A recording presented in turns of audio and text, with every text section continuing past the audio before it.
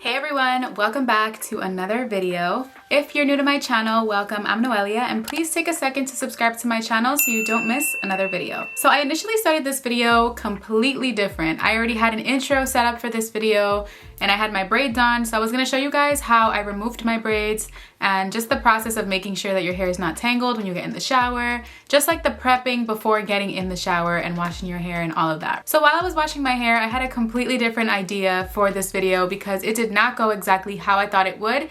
So I figured I would share with you guys some things that came up while I was washing my hair. Now I am going to show you guys what I did in order to detangle my hair before hopping in the shower. I'm going to show you guys how I removed my braids, all of that. But I am going to be sharing with you guys things you should know before doing stitch braids. Now, the look itself is gorgeous, but I did learn a lot from removing my braids, and I figured I would share some tips with you guys just if you decide to do the style moving forward. So if you guys are interested in seeing that, keep on watching. Okay, you guys, so as you guys know, I did have 6 stitch braids, and this is a look that I've been dying to get. If you guys didn't see that video, go ahead and check out my previous video. I did have a braider that I scheduled a few weeks out, and then the day of my braiding appointment, she canceled on me, and I was on a mission to find somebody else to do these braids for me, and I did, and I really enjoyed them. But I'm gonna share with you guys how I removed my braids and what I did. I'm gonna share that part of the video, and then I'm going to intervene and share my thoughts with you guys. Okay guys, so we're gonna start braid by braid. I'm gonna start off with this one underneath, and I'm gonna start by cutting off my ends. You obviously wanna cut so much less than your actual hair because it's happened to me in the past. I know my hair is not this long, so I always cut less versus more, because if you cut too much, you can't go back. So I always like to cut a little bit less because I know that we want to cut as much as possible so we spend less time actually unbraiding our hair, but it's better to just take your time. So I actually do have a leave-in spray that I'm going to be using to detangle and to brush out each braid before, because I want to make sure that we do remove like all the knots before we hop in the shower.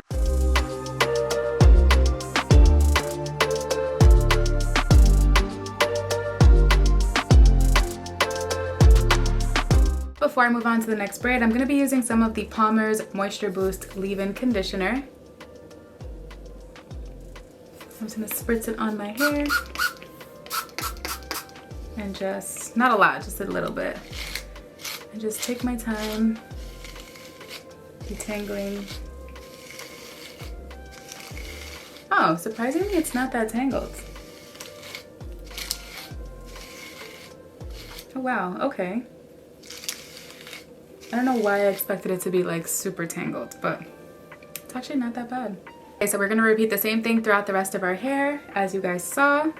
Braid by braid, then we're gonna detangle each one, and then we're gonna wash our hair.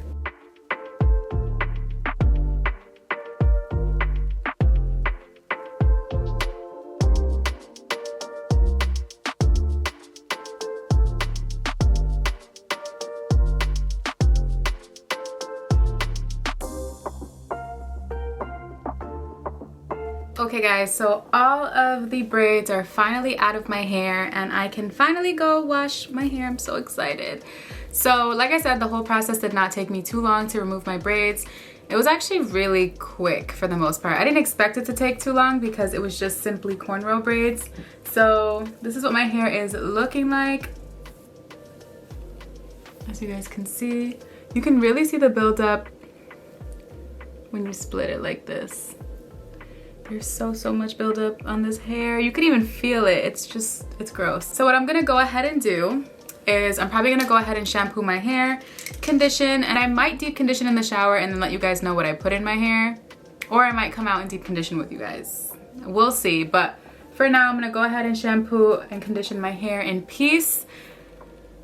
And then I will come back and show you guys what my hair looks like. Okay, so as you guys saw, my hair was just fluffy, it was big, it was detangled. I made sure that I went through each braid, sprayed a little leave-in, and then detangled. I didn't want to like actually fully wet my hair, so I just spritzed a little bit on there just so it wasn't dry, and I just detangled from the bottom up.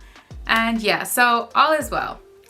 So I'm really glad that I didn't bring my camera in with me in the shower to show you guys how I shampooed my hair, because I kind of wanted to just really get in there and just really have a moment to just, you know, that first wash after removing your braids is just so sacred. You just want to like just scrub, go to town, do what you gotta do, right?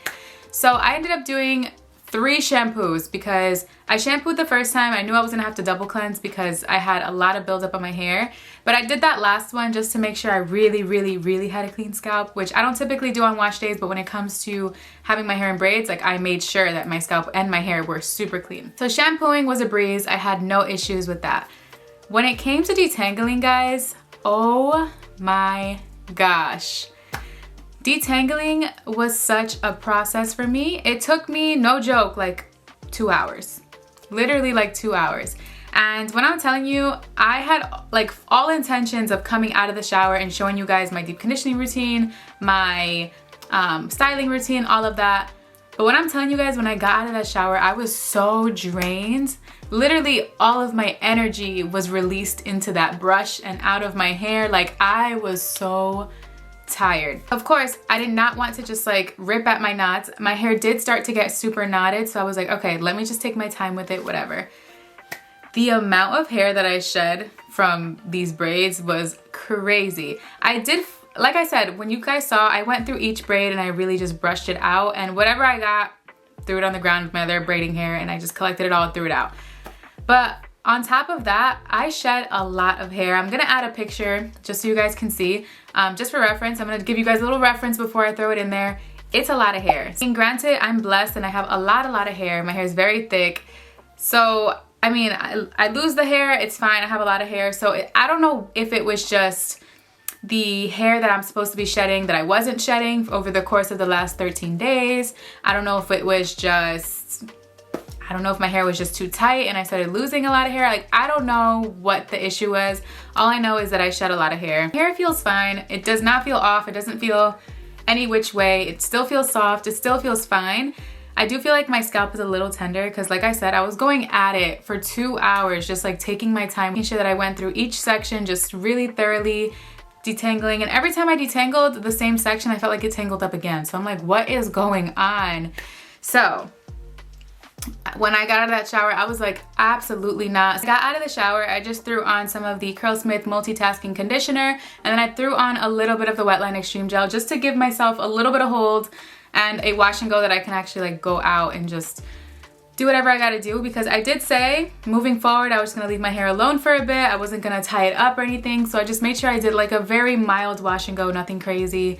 And yeah, this is what my hair looks like. This is the results from those 2 products. Yeah, so like I was saying, that was just a lot for me. I felt like it was so tiring that I was just like, absolutely not. I am not gonna be filming anything right now. So I decided to switch gears, and instead of doing like a whole, this is how I took off my braids, wash and go routine, yay, I figured I would just share with you guys some tips that I have and what I learned from doing these braids. So of course, in order to have some neat looking braids, you kind of do have to have more of a tighter braid. So when it comes to styles like that, I highly recommend you speaking up to your braider. I did tell my braider, she started off really tight, and I told my braider to kind of loosen it up a little bit, and she did. But I do still feel like, I don't know, I have a little bit, I don't know if I feel like I lost some edges. I'm not sure if I'm bugging, but I do feel like they're a little bit, you know what I mean? I don't even know how to explain it. When it comes to getting braids, it is your responsibility to tell your braider, hey, this is too tight. Can you loosen it up, or loosen up your grip? I don't want it like this.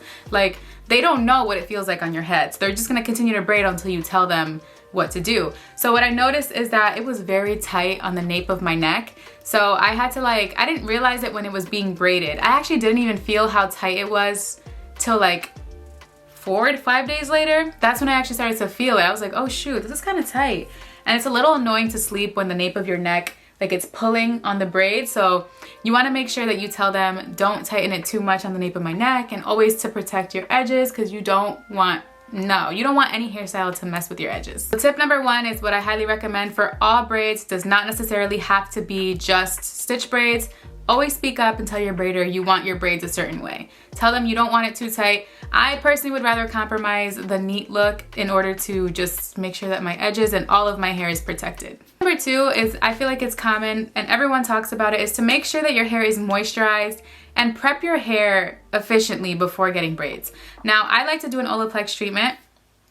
It's something that I've always done when I got braids or did my own braids. That's actually the first time I got them professionally done. So every time I do braids, I feel like that is typically the route that I take. I do an Olaplex treatment, and I like to use very moisturizing products underneath to make sure that my curls stay nice and moisturized underneath the braid. But being that this was my first time getting it professionally done, now that I'm really thinking about it, I lost more hair from these stitch braids than I ever did even with the knotless braids I've done on myself in the past. So I don't know if it's just because maybe it was super tight. I don't know. Honestly, I don't know. It's not the braider's fault. If you don't speak up, they're not gonna know what to do. So for me, I felt like my hair felt fine, my braids felt fine, but I did start to feel a little tight like 5 days into it, and I'm just like, it's fine, I'm gonna loosen it up. So I would like loosen it up myself. I'd put some oil, you know, I tried my best to like loosen it up myself, and just this area right here I feel like was pretty tight, but everything else felt fine, so I was just like, whatever. So another tip is, in addition to prepping your hair for braids, always make sure that you're always moisturizing your braids. In addition to, I always had a spray leave-in that I would just spritz onto my hair every single day just to make sure that my curls underneath were moisturized, and I always had a scalp oil.